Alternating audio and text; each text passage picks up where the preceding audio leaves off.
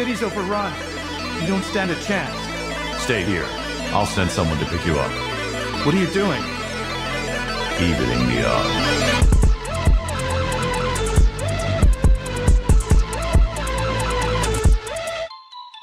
The real JFK Jr. was given a new name after entering the Witness Protection Program. After his father, President John F. Kennedy, was assassinated, David Keith Quigley is now desperately trying to reach out to all of us in an attempt to reclaim his stolen identity. I will refer to him simply as JFK Jr., for this really is the real one. The least that could be done is to return this man's identity to him. In his book, he detailed a childhood so horrific that calling it hell would be a gross understatement. It was a challenge for JFK Jr. to recall his memories, eventually resorting to a tape recorder to record what he remembered, writing resulting in illegible scribbles because of the literal torture he was subjected to since the age of 5 years old. You may be wondering, why would people torture a child like this? The short answer is for control over him. They could not kill him.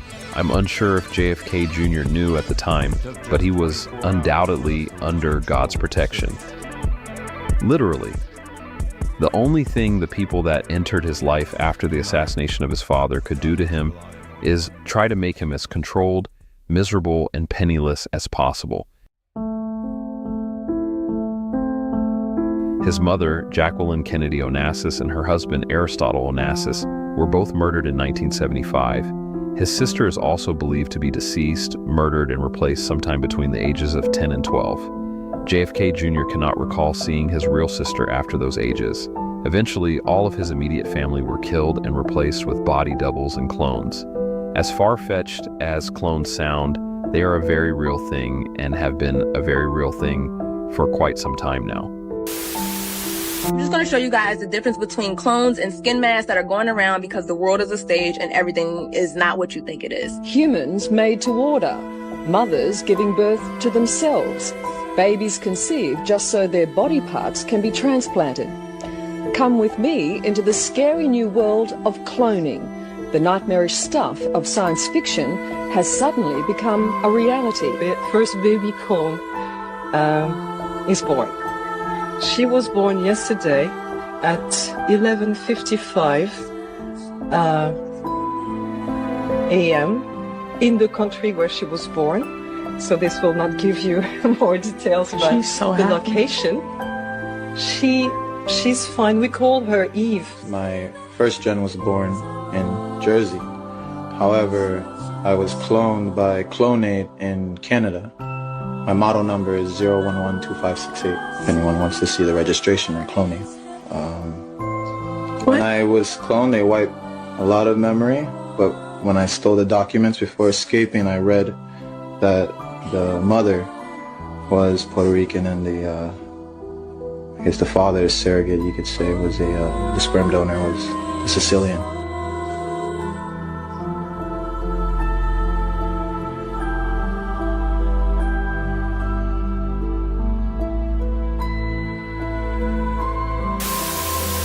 The government is a murder crime ring whose modus operandi is identity theft, and these murders were committed to steal the fortunes of the Kennedy and Onassis families. To keep the real JFK Jr. from sharing the truth, he was kept in poverty, tortured, and abused. David Keith Quigley was his new name under witness protection. He was given to a new family to take care of him. Demonic entities wearing a human skin was the only conclusion I myself could come up with to justify their behavior towards him. They dyed his hair by making him stand out in the sun with lemon juice in his hair and forced him to take a cocktail of hormone pills every morning. They were involved in organized crime, child trafficking, and kidnapping. Sometimes the kidnapping involved JFK Jr. himself. 2 years later, the 5-year-old endured violent assault from what could only be remembered as a creepy man.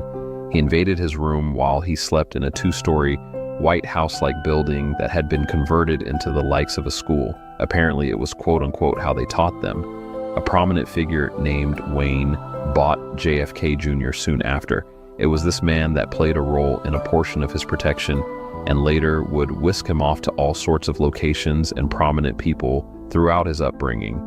The why behind it was unknown outside of him taking an interest in him, once noting that he stood out from everybody else.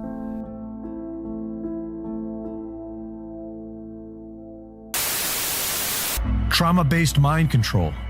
Most victims of the CIA's trauma-based mind control program, MK-Ultra, have come from families with a history of child abuse, because multi-generational child abuse makes a child more susceptible to mind control. The CIA allowed this sociopath to carry out his wildest fantasies. He had a license to destroy minds and to destroy bodies. He himself used LSD by his own estimate something like 200 times, so his imagination was quite fertile.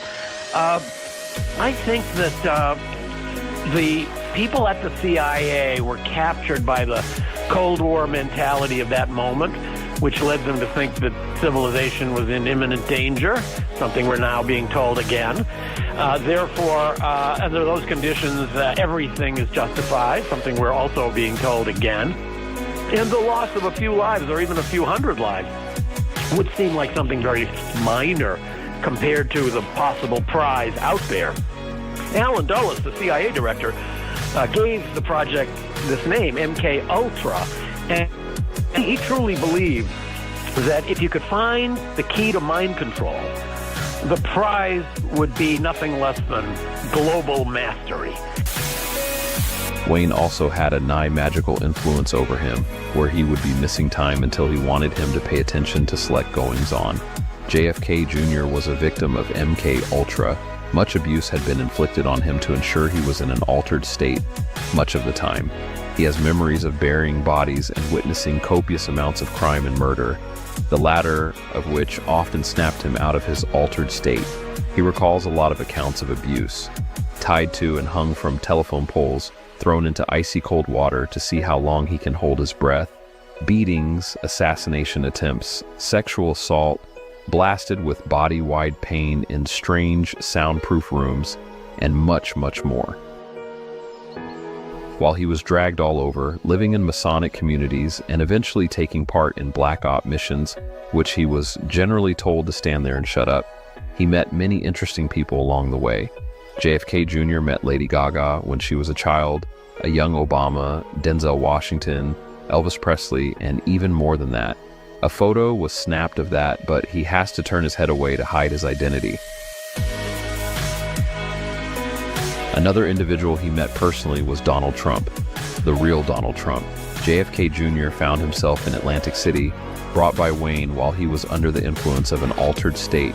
Despite that, he remembers this trip vividly, likely because Wayne wanted him to and had knowledge on how to manipulate the state JFK Jr. routinely found himself in. Donald Trump was put in place to run casinos with some other mafia tycoons. However, Trump and his partners must have gotten on the family's bad side. The real Donald Trump was killed in a helicopter crash in 1989. It was made to look like an accident. Trump was actually a helicopter pilot and had been flying the helicopter when the rotor blew off, causing him to crash onto the Garden State Parkway. His guide, Wayne, wanted JFK Jr. to see that Trump was dead.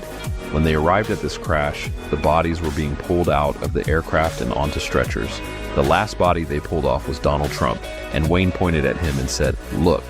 Since Trump was able to fly a helicopter, he would likely never let himself be chauffeured around in one, as is obvious double dose today.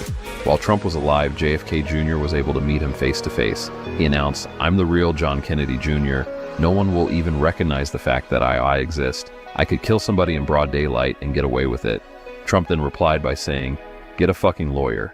Later that week, perhaps wanting to mock the real JFK Jr., he announced to a crowd during a rally, "I could stand in the middle of Fifth Avenue and shoot somebody and I wouldn't lose voters." He got some very expected backlash from that comment, especially from the media. However, it appeared his desire to mock JFK Jr. was great enough to make the comment despite that. Wayne was responsible for taking JFK Jr. to many places to witness specific events. JFK Jr. believes it was all meant for this time in 2023, since these experiences hold relevance today. He has had experiences with Illuminati families and shares with us that they plan decades ahead, and their plans involve thwarting the awakening of humanity.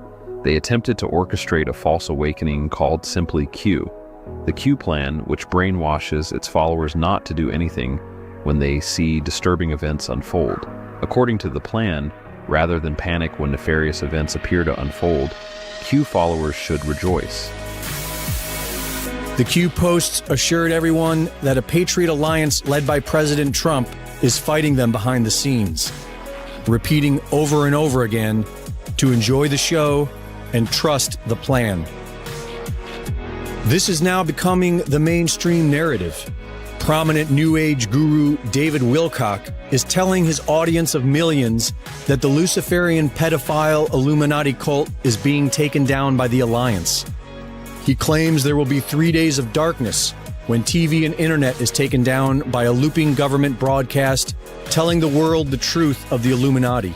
During this time, he says that thousands will be arrested worldwide. Is this the truth, or is it something else? The reaction to the coronavirus appears to be a very cunning New World Order takeover. Globalist-run nations are suggesting that only extreme authoritarianism will save millions from dying. Economies worldwide are being destroyed. Civil rights are being stripped away. Many of us who have been speculating for years how this will all go down are seeing it very clearly for what it is.